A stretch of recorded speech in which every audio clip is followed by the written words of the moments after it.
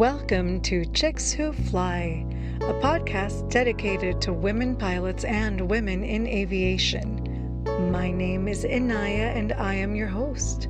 I am a vocalist, a producer, a pilot, and an advanced ground instructor. I have decided to stay active in the aviation community by doing this podcast, among other things. I plan to interview and feature women pilots and women in aviation and share their aviation love stories with you, as well as the ups and downs that they decide to share.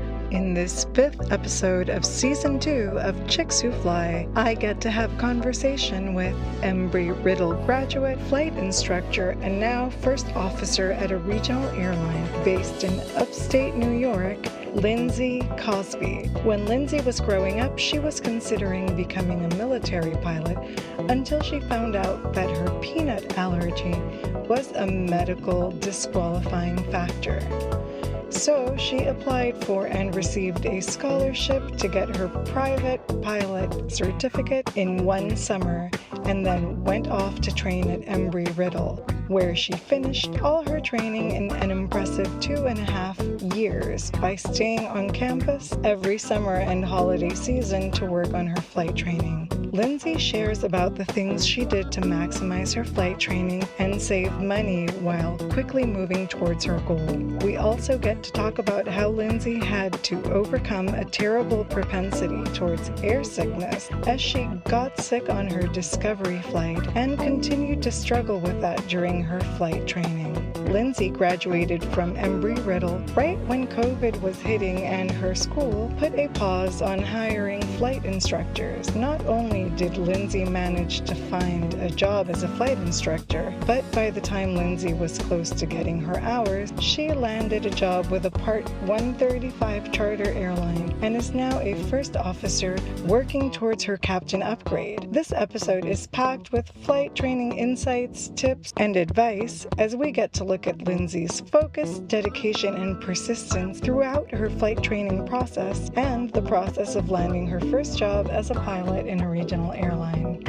If you are enjoying this podcast, please go ahead and give us a like, a follow, and a nice review on whatever platform you're using to listen to this podcast. If you would also like to support this show and help us keep improving and growing and bringing better and better quality content to you, there is an opportunity to support this show by clicking on the listener support in the Anchor app. There will be a link in the show notes. Also, feel free to visit us and connect with us on our website, chickswhofly.com, and you can reach us by email at chickswhoflyofficial@gmail.com.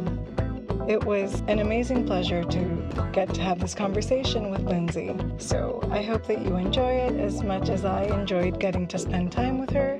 And so without further ado, here is the conversation that I got to have with Lindsay Cosby. Hi Lindsay, welcome to Chicks Who Fly. I'm super excited to have you here. How's it going today? Hi, thank you so much for having me. It's going really well, actually. It was pretty cold this morning when I woke up here in Saranac, but I'm getting used to it. I just moved up to Saranac Lake, New York. I know as the days go by, it's getting colder and colder. Have you lived in cold climates a lot before? Not really. I grew up in Virginia, so I'm used to getting some snow, but not a lot. And then for the past years, I've been in Florida, so I've been very spoiled with the nice warm weather. So I got to get my tough skin for this winter coming up for the Northeast. It'll be tough at first, but your blood will thicken up again. Yeah. I promise. If I can do it, I hate the cold more than anything, then anybody can do it. Yeah. So let me just start by asking you, why aviation? How did you get started? For me, it wasn't like super obvious thing. Like I know a lot of people know like they're like 5 years old and they already know what they want to do. But for me, I found out kind of in high school. I joined an ROTC program. It was like part of the Air Force Run program, and that kind of helped me see different aspects of aviation, and I didn't really know all the different avenues that you can go down. So I thought at first I wanted to be a military pilot, and I went into all of those programs and things looking in to see how I could do that. And then when I was a senior in high school, I went to get medically tested to see if I could do that, and they told me my peanut allergy would be a medical disqualifying factor. And I had no idea that, like, food allergies could be something that would disqualify me. I was like, my eyes are good, like, everything else is fine. Like, that was, like, the least thing I was worried about. So after I found that out, I got a scholarship through that program that helped me get my private pilot certificate. And then I learned all about commercial aviation and that side. And then that's what helped me want to be an airline pilot. That's amazing. I was surprised the first time you mentioned to me that was a disqualifying thing. But when I mentioned it to a friend of mine who used to be a first responder and a Marine, he said, yeah, for them it is too, because all of the meals that they send them when they're out in the field are like prepackaged, and a lot of times they contain nuts or traces of nuts. Yeah, that'd be hard. Starve to death, and that would not make a good soldier. No. So then you got into this program that helped you get your private pilot certificate. Was that Part 61, and what was that whole process like for you? Yeah, so that was a really cool scholarship. I actually got it on the first year they were ever doing it. So it was kind of like a, let's see if this program works. And it's been a few years now. It's still up and running. So they found good things from it. And it took a bunch of high school ROTC students that applied. And if you got accepted, they would pay for you to get your private pilot certificate. And it was like a summer program pretty much.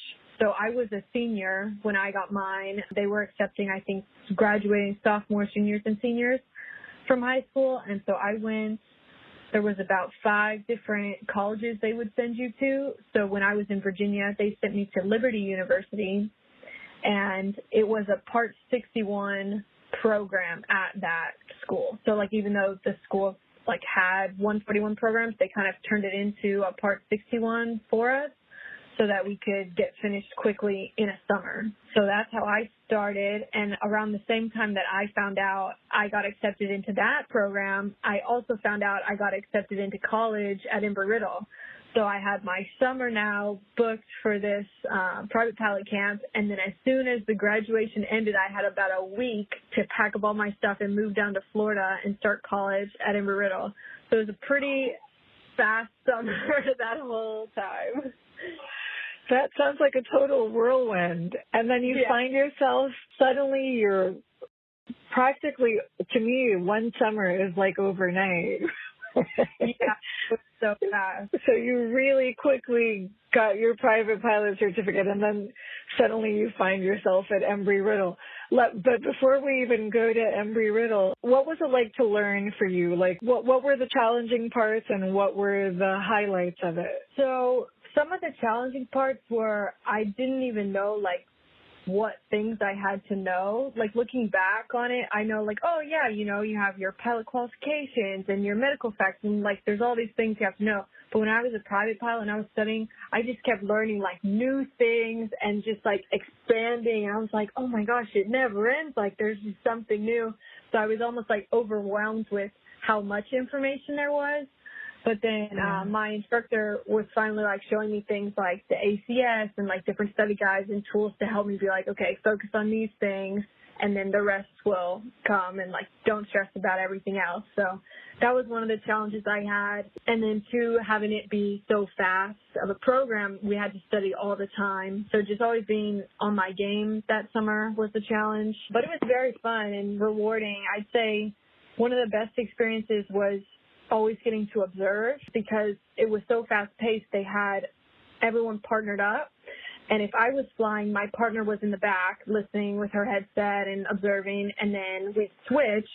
So no matter what, the whole day, like, you're listening and involved in aviation, hearing those radio calls, and I'd say observing was probably one of the best things we could have done. That's fantastic. I find that I learn a lot when I'm sitting in the back seat. And some of the schools that I, passed through wouldn't allow backseaters, which I really had an issue with because it's an incredible tool for learning because you're not overwhelmed. Yeah, I'm surprised they didn't allow it. I would always recommend my students to go observe because it's free and you're sitting there. You don't have to stress about money, time, anything like that, and you're just learning, and it's very nice to, like, absorb everything. Totally. You actually make a really good point there because it frees up your mind, not even just from the workload of learning to fly and staying ahead of the plane, but you're also not like, has it been over an hour? Like, this is how much I can afford today. You don't have any of those thoughts. So it frees up a lot of mental space. Did you find that the flying came pretty naturally for you? Were you like scared of stalls, or was there like any maneuvers that you had a hard time learning in the private pilot part? Not so much with the maneuvers. With maneuvers, the biggest thing for me was getting over motion sickness. So the flying was okay, but I knew that I was going to have a problem with getting sick. And everybody told me, oh, you'll go for a few flights. You'll get it out of your system. It'll be fine. Because on the first flight I ever did before this summer program, I just went on one flight to make sure that aviation was truly what I wanted to do. I went on a discovery flight out of a little airport by my house. And it was so fun. It was like the best thing I ever did. And as soon as we're coming back, I'm like telling the guy that I'm going to throw up. And I'm like, I'm sorry. Like, you didn't play it off. Like, I'm going to throw up. And we pull up to where he's going to park in the hangar. And I'm like, can you turn the prop off? Like, I know nothing about anything. As soon as he turns it off, I jump out of the plane and throw up on the floor. And I was just like, so sorry. Like, I was so apologetic to him. And he's like, oh, that's okay. You missed the plane. That's all I cared about. Once you were a CFI, did you ever have a student throw up in your plane? Thankfully, I did not. So that was good. But as a student myself, I threw up a lot of times during private. So I had to get over that. And it was in the back seat a few times and in the front seat a few times. And then only once while being an instructor did I throw up in the front. And that it was a crazy windy day. It was like gusting almost like 30. And I went with a commercial student who was working on his CFI. And he was like, yes, I really want to go. Like, we can handle the wind and all this stuff. And we're just getting bounced around like crazy. So I'm just so thankful that the day I get sick is with a commercial pilot and not like a private pilot or something, because it would have been really hard to try to also fly the plane while getting sick. Yeah. How did you eventually get over it? I'm assuming you got over your propensity for motion sickness. Yeah, so after private, I really did have it under control. It was totally fine. The few times that happened afterwards, like during my CFI training and as a CFI, was only when I was like extremely hot. So I would say like that played a factor because, you know, in Florida when it's like 100-degree days and you're doing back-to-back maneuvers, like I can remember a time doing steep turns back-to-back. I was starting to get like really sick then, and I can kind of feel it. So if I feel it coming, I'll always make sure to like open a window or like drink some water or something to cool me down because the heat is a huge factor for me. Yeah. You know what? I don't get airsick. I think once or twice I felt a little bit like I could be sick, and it was in Santa Fe in the summer. So it was insanely hot, and it was always bumpy and hot. So those things are in common. But for me, what used to trigger it was when I'd try to like read an emergency checklist, like she'd like pull my power and I'd have to like do an emergency descent. And, you know, I still hadn't memorized it, so I had to read it. I was like, oh my God, I couldn't. That's the closest I ever came to actually throwing up. But fortunately, it didn't happen. However, I live on a boat and I do easily get seasick, so that's a whole other story.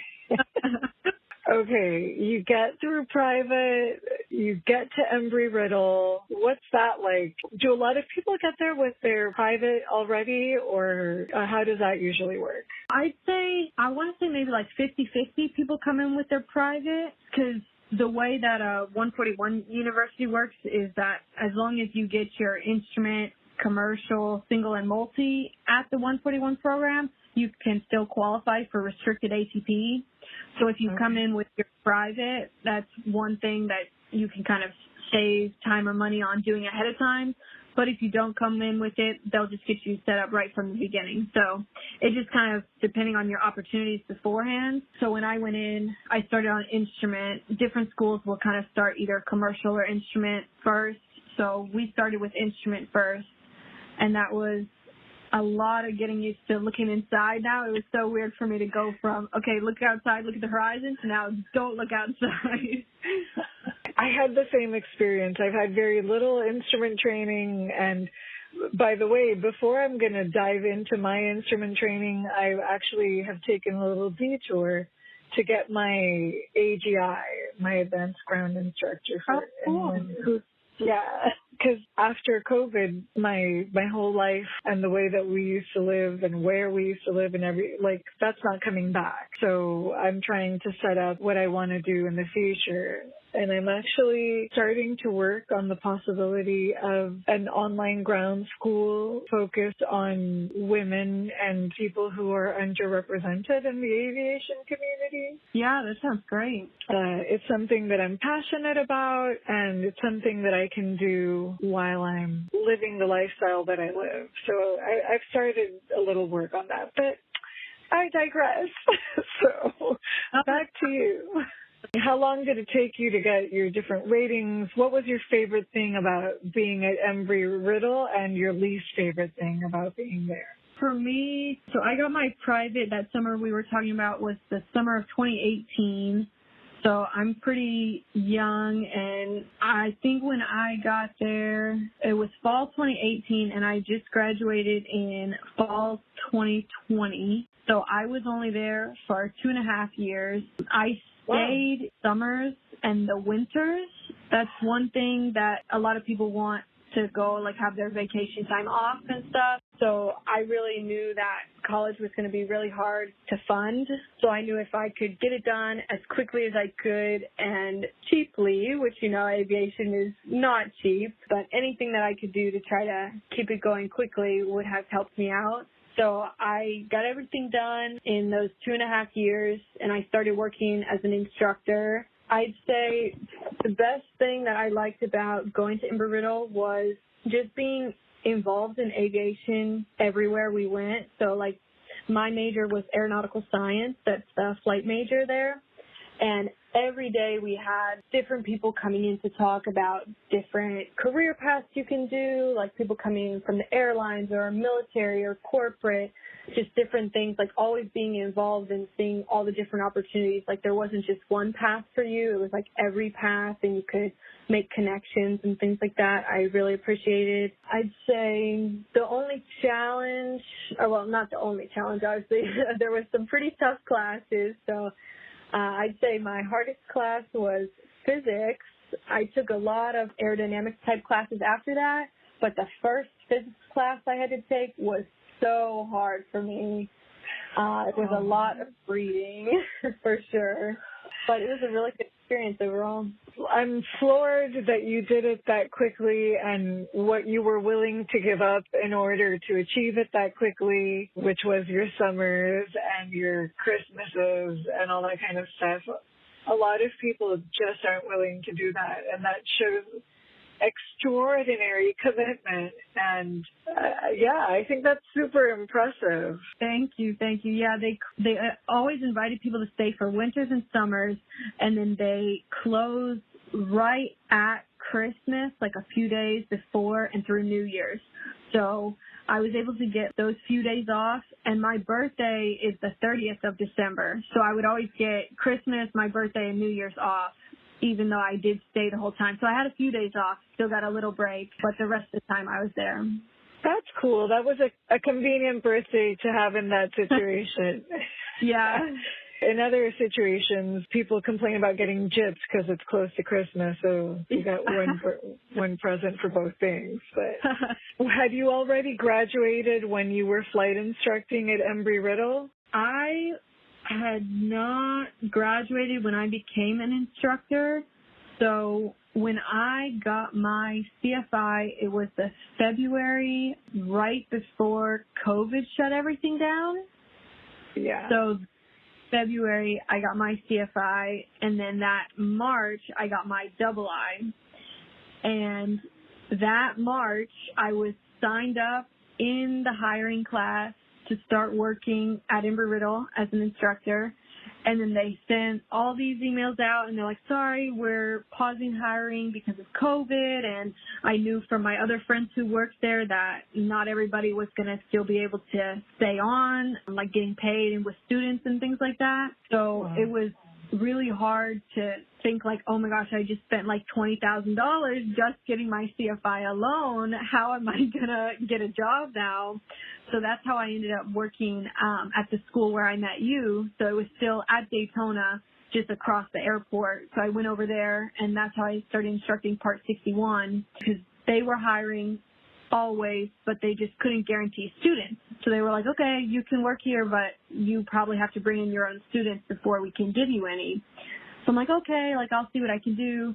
So a few months went by, and I didn't have any students, and I was getting really nervous. And then a friend of mine actually texted me and said, hey, I don't have any availability for the student. Can you take him? I'm like, yes, absolutely. And it was my first student over there. He was a commercial student, and he actually worked at the desk there as a dispatcher. So after being his instructor, he then helped me out and introduced me to a bunch of new students that were coming in wanting an instructor, and he was able to tell them, hey, she was my instructor. She's really good. You should give her a shot. And then that's how I started getting all my students there. So it was really nice. That's amazing how that worked out for you. And I was going to ask, but you already answered. You spent all this time and energy, and suddenly COVID happens, which has been a blow to the industry as big or bigger than 9/11 because it's been longer lasting. You must have been terrified, but then after that, and you started getting your students and things actually worked out for you, how did you go from there to where you are today? Pretty much the entire time that I was an instructor was COVID crisis, right? So nobody really wanted to hire, and it was sort of towards the end of my time working there where people were starting to hire again. So I was like, okay, now I've been building my hours just very slowly. So I have some experience, just not as much as someone would usually have, because I worked at the flight school for almost a year and a half. And then I went and interviewed it was a charter operation, and they were really surprised when they looked at my hours. They were like, you've been an instructor for a year and a half, and these are the only hours you have?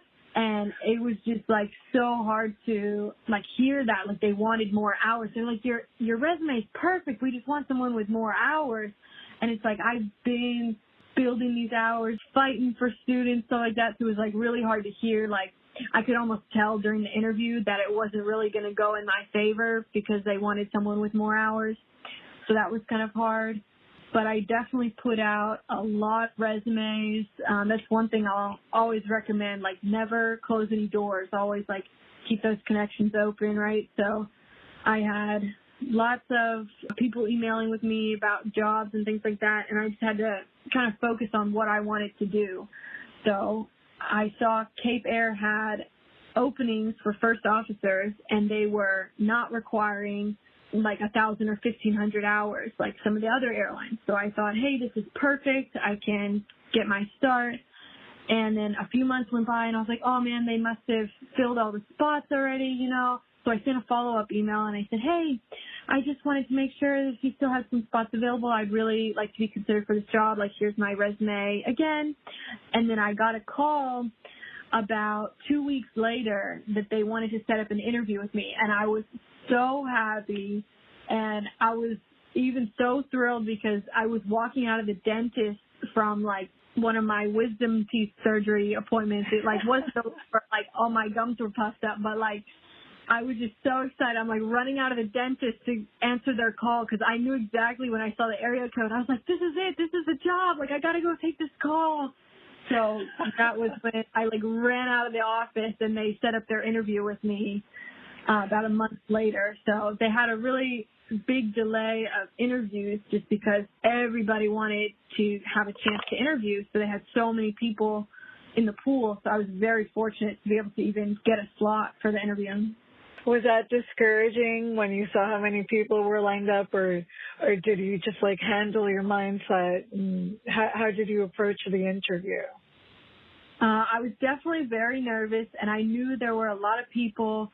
That day that I was running out of the dentist, we set up a date and a time to do the actual interview. So it's like that day he just asked me a few questions just to kind of get a sense of like, do we want to have an interview or not? And then he called me back the next week and said, "Hi, Lindsay, I'm so sorry. Like, I'm going to be out of the office that day. I have to cancel your interview." And I was like, no, I was so excited. I was ready for this job. But, you know, I didn't want to say that. You know, obviously I'm like, yes, I can do anytime, whatever you want to interview. So we got it a week later, and he told me that he had like 5 interviews every day between the day that we had to cancel my interview and then my like actual interview would be.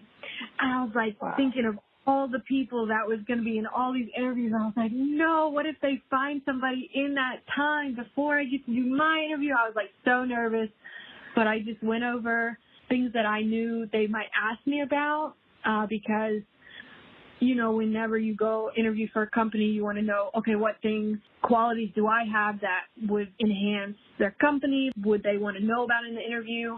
And I knew they were going to ask me about multi-time because at Cape Air they have piston, twin, turbocharged multi-engines. So I knew going into it that there was going to be something about how a turbocharger works or something like that. So I was ready for those kinds of questions. That's fantastic. You did your homework. It's easy to see why you've been, in the time that you've been doing this, you've been successful. I mean, you show an extraordinary amount of dedication and preparation and focus. That's huge. Thank you. Yeah, it's really challenging for a lot of people. And when you have a clear vision and you just go, that's just the best thing. Then once you left and got to training, what was that like? I mean, I think you had to go pretty suddenly too, right? If I remember correctly, when I met you, you were in the process of that? Yeah, so when they did the official interview with me, they asked me, when they offered me the job, they said, okay, how much time do you need to come up here so that we can put you in a class? And I was like, oh, like how much time? I'm thinking like I would come tomorrow, but like realistically, I was like, okay, how about 2 weeks? Like whatever you guys need, I can wrap it up in 2 weeks. And then they said, okay, great, we'll be in touch. And then they sent me an email, and it was about 3 weeks until my class date. So I did have some time to figure everything out. So that is when I met you. I think it was either my last week or something when we flew together. So I was definitely wrapping things up, and I was almost moved out of my room. I drive like a tiny little car with 2 seats, not even like a back seat. So I'm throwing everything in my trunk, like, okay, if it doesn't fit, it's getting thrown out. It doesn't matter. Like, I'm just going. So I packed up my car and went up. So I'm originally from Virginia. So my training was in Hyannis, Massachusetts. So leaving Florida, I drove to Virginia to stay with my parents for a few days, just to kind of split up the drive. That was about a 12-hour drive. And then from Northern Virginia, where they live, to Hyannis, where I did the training, was another 9 hours, which I was so surprised that took 9 hours. I thought it would be like 4 hours. And then I looked at a map and forgot like how many states are up in the Northeast. You know, when I'm working on questions for written exam and they like show some kind of weather depiction chart or something like that, and they're like, what is affecting the visibility over whatever state? I'm like, it doesn't say the state names, and sometimes there are a few that just, I'm like, I just have to look at Google Maps. I feel like a complete moron. And then once I get to the actual test, I can't look, so I have to try to remember, yes, this is the area they're talking about in this practice question. Yep, I've definitely done the same thing. Okay, I'm not alone. Confessions. So, was the training challenging? Was it a shock to the system? How much sim? How much ground? What did that look like? Must have been hectic. Yeah, so we had about a week of training, and when I say we, I mean I was in a class of 10 people, and I was so nervous I was going to be the only girl. So I show up, and then they send an email, and I'm looking, and all the email shows is like the last names and first initial of people in my ground school class. So before I even go there, I looked and I was like, I bet at least one has to be a girl. And all the like online female aviator groups were in, right? Like I knew I could try to find one of these people. I was like, maybe one will be a girl. I'm like looking up all their last names and I'm like, oh, these are so common, like last names. I have no idea if any of these people are like actually who I'm looking up. And I found one girl, and I found her on Instagram. We were like both in the Lady Aviators group, and I messaged her and I was like, hey, I think we're in the same class. And we were. So we were so happy. We like found each other so we could start like asking each other, hey, is this what you're bringing to wear? And things like that. It was just so nice to connect with somebody before even going there. And going up to Hyannis, we had a week of ground school that had to be completed before showing up. And I didn't know if there was going to be like a test or something when we got there. So I'm just like taking notes like constantly. And there's like little quizzes at the end you have to pass before you can move on. So we get there, and then there's a week of online ground school and then a week of in-person ground school with an instructor. So we learned a lot in that week. I filled up an entire book's worth of notes, and they told us we had a few different quizzes throughout the week, and then the last day was going to be a systems test. And it was pretty much like, if you don't pass the systems test, you don't move on.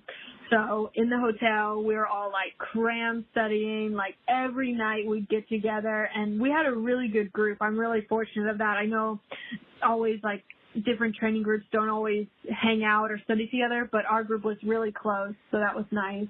And then after passing the ground school test, we had about 13 modules. It depends which plane you do. So starting off as a first officer for me, they started me in the Cessna 402, and that was the only one I had to do. But if you got like a different base or depending on your location, you might have to stay for a second airplane. So we did a lot of simulator lessons, and then you'd be surprised there's only 3 airplane lessons. So we were all kind of nervous going and like doing landings and stuff like that, and only having 3 flights, and then we have a check ride. So with this company, it's 135. So it was a 135 check ride. And then we had IOE, which is like they put you on the line with passengers, and you kind of have to do some lines, at least like 4 legs or something, like real scheduled lines.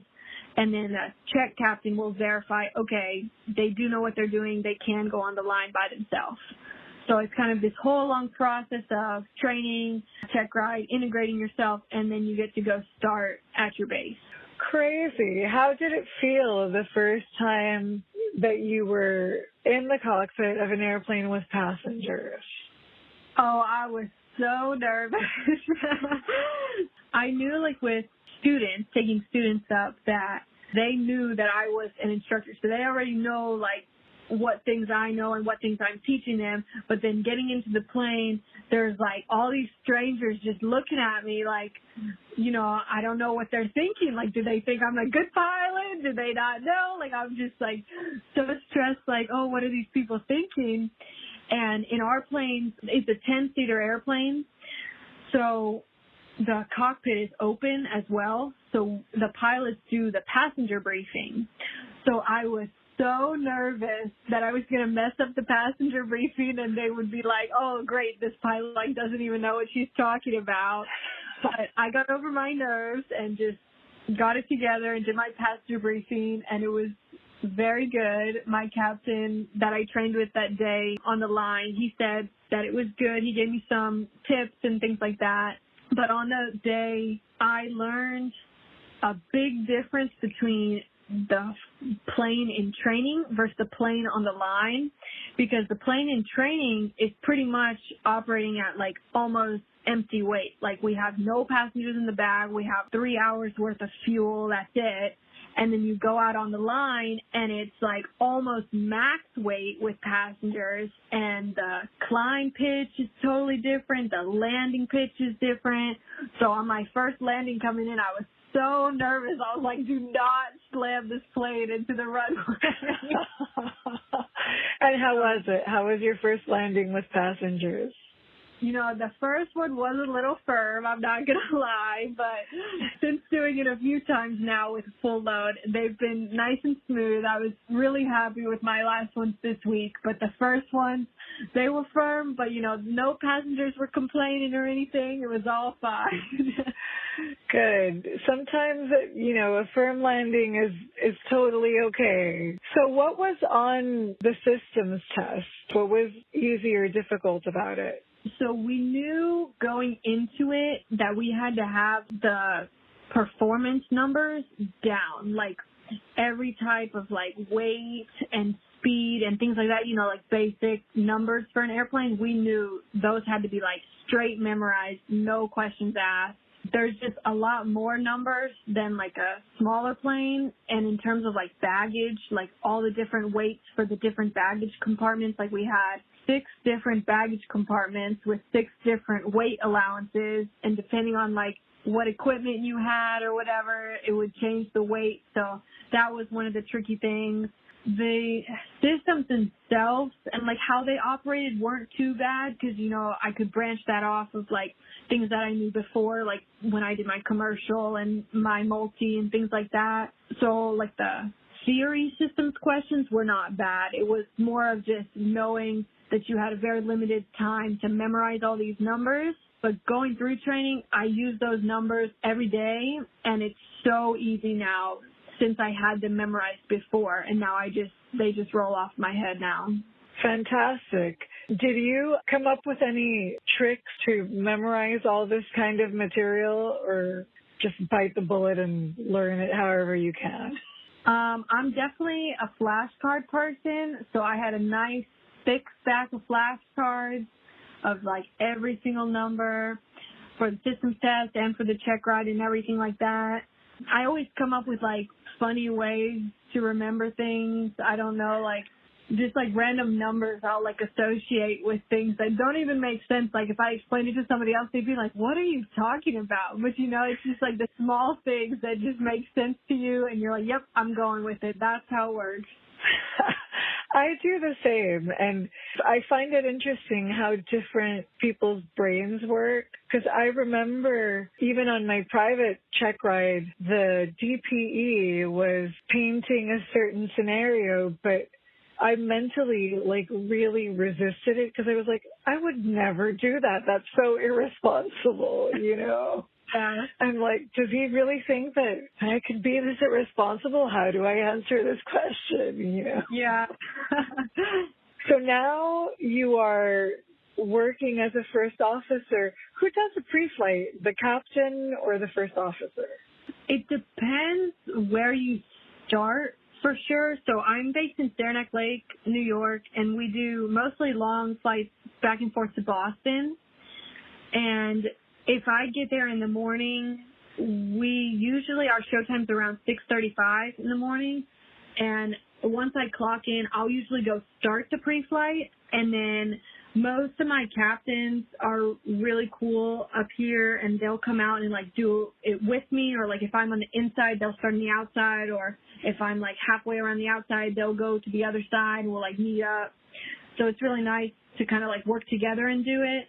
But I know most of the time in Boston, if you start your day there, you don't really have the same amount of time with the airplanes on the ramp there, because there's just a lot of like traffic on the ramp there. So usually it would be the first officer there, just whoever like agrees to it kind of thing, because we'll alternate legs when we fly. So if I fly from here to Boston, and my captain would be the one flying from Boston back, it would be like whoever's leg it is can be the one in charge of the pre-flight. That's kind of how people divide it up. Very cool. Do you ever fly other places besides Boston, or is that mainly it? Out of Saranac, I only fly to Boston, but out of Boston, I'll fly to different places. The big thing, like with the company I'm working for, they specialize in getting people from smaller hubs to big hubs. So the Northeast, our big hub is Boston. So I've done flights out of Boston from there to Provincetown, which is on the Cape, and then Nantucket over one of the islands off the Cape, and then they sent me one time to Rockland, Maine, and back to Boston. Nice. It's just pretty much whatever it is out of the hub, but it's cool because the company will always get you back to where you're supposed to be that night. So like most regionals are like spending their night in a hotel or something like that. They try to get you back to where you are supposed to sleep at night. If it doesn't work out, then they'll get you a hotel or something. But their goal is to have you start and stop at your house. That's awesome. What is your favorite thing about this phase where you're at now? It's honestly really rewarding, and I'm having like such a great time. Like I liked flight instructing, but it wasn't really as rewarding as this type of flying. I'd say one thing that stood out to me last week when I landed in Boston, I had such a smooth landing, but it was just like slightly off the center line. And the whole time I'm just thinking to myself, like, man, if I had just like a little bit more crosswind correction or something, like it would have been right on the center line. I'm just thinking about that as we're like taxiing back to the ramp. And this passenger, like as soon as I take my headset off, she taps me on the shoulder and she's like, that was the best landing I've ever been. It was so amazing. And she's like talking me up, and I'm like, wow, like that was so cool. Like I'm over here like beating myself up because like it was slightly off the center line, and then this lady just thinks like, oh, that was the best landing ever. So it's just really rewarding in that sense to, you know, like make people's days and stuff like that. Obviously I was getting paid as a flight instructor, but like these are real people trying to make their connections. Like it's not training anymore. It's like real life. What do you think that you want to do from here? Obviously you just got here, but from where you are now, what does your progression look like over the next few years? Over the next few years, I have my captain upgrade once I get my hours, and then I'll stay for a little bit after that. And then I am very interested in flying jets. I'm not sure really what kind yet. I don't know if I'm going to go airline route or like corporate route. I'm kind of open to either just because with Cape Air I've been able to see, so it's a 135 regional, so I've been able to see the side of like 135 type flying where it's more of like you get to make decisions and things like that. But it also has the structure and like scheduled air transportation operation rules. So I think in these next few years while I'm waiting to get my captain upgrade and things like that, I'll start looking up different companies and different ways that I want to go and just see what type of jets would be interesting to me, because I'm very open to doing either type of flying. Yeah, jets are badass. I mean, who doesn't want to fly a jet? Do you belong to like women in aviation or women in corporate aviation or anything like that where you could apply for a scholarship for the jet type rating or something? Yeah, I am part of Women in Aviation and a lot of those groups, so I will definitely be looking into some of those. I know a lot of them are either like you have your ATP or not. I just have to look into it to see if I'd have to do it before or after I get my ATP. And when do you think that's going to happen? For this company, they do ATP upgrades. The youngest you can do it, 135, is 23 years old. So for me, since I graduated early and have moved on, I'm 21 years old. So I have my next birthday is going to be this December. And then a year from then, I can be eligible to get my ATP with Cape Air. You've got so much structure and vision. That makes such a huge difference. Where did you learn that? I don't know. I just kind of always have been like that, I guess. Were your parents like that too? Yeah, they were definitely always big on like school and studying and trying hard for things you want. So I would definitely say they've shaped me a lot into who I am. That's awesome. Are they super excited about this career path that you've chosen? I think they are very happy for me, yeah. When I told them at first, I'm sure they were like, oh, great, she wants to go do something crazy. But they're very happy for me, and they can see how much I love it. And I'm probably going to take a flight down there to go see them soon. I was able to take a flight out to go visit my sister as well, because some of my family's all split up around the country. So I went to go see her in Reno, and then I'll go see my parents in Virginia. So it will be nice getting able to travel some more. Yeah, that's really nice. And you're 21 and you already have your seniority number in this airline and you're working your way up. And I think the future is bright. Does it feel that way? Yeah, definitely. It does. And I usually, like, when I go to work sometimes, you know, I don't want to tell people my age, you know, because I already know that I look young. And just being a girl and going up, and sometimes, you know, sometimes people can have a negative perception. So usually I'm not very like voluntary about how young I am with passengers, but other than that, it is very good. That's awesome, and that's understandable. All they need to know is that you're good at what you do. Yeah. Are there any fun goals that you have in flying besides the career goals?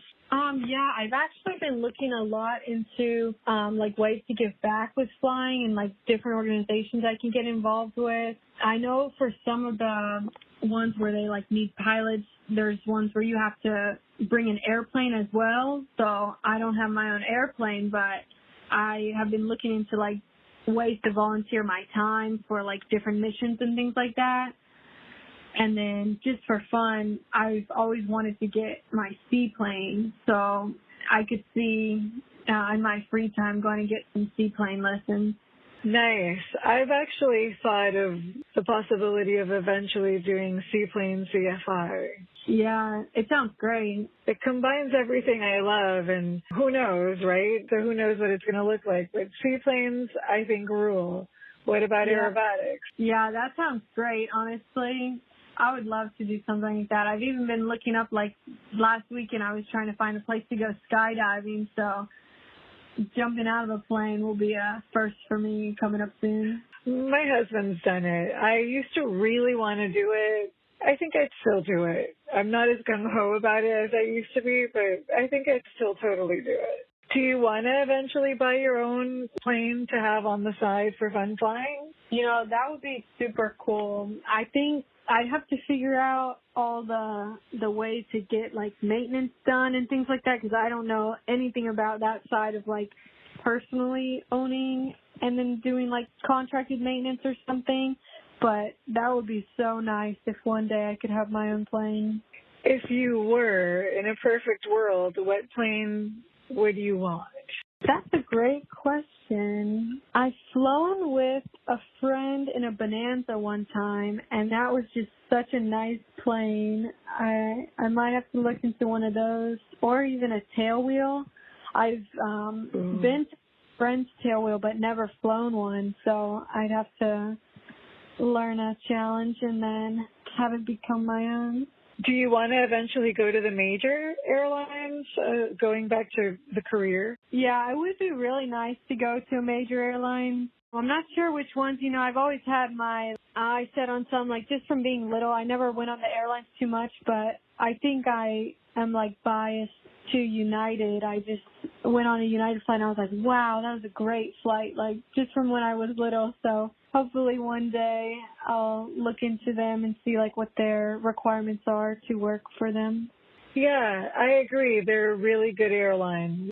So I guess maybe the last question that I have is, do you have any advice for people like looking to get into their flight training or still working on their ratings who want to do what you're doing? Yeah, I would say my biggest piece of advice is to not give up. Like, even when something gets hard, like, everybody has their certain plateaus in training and different things that are hard for them, whether it's like landings or money or something that's like holding you back or making you struggle through something. But if you push through it, it'll all work out, and in the end you'll be so more thankful and glad that you pushed through it, and then you can look back and think like, wow, like I did that.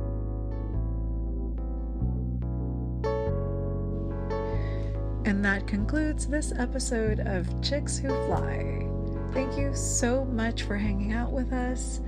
I hope that you have enjoyed these conversations as much as I enjoy creating them. Thank you for sharing your aviation love story with us. You can reach us at chickswhoflyofficial@gmail.com or visit our website, chickswhofly.com. Also, if you'd like to be a more intimate part of the creation of this podcast, please check out our Patreon, Chicks Who Fly, where you can support us for as little as $3 per creation. Thank you again so much for your time. We hope to see you next time here on Chicks Who Fly.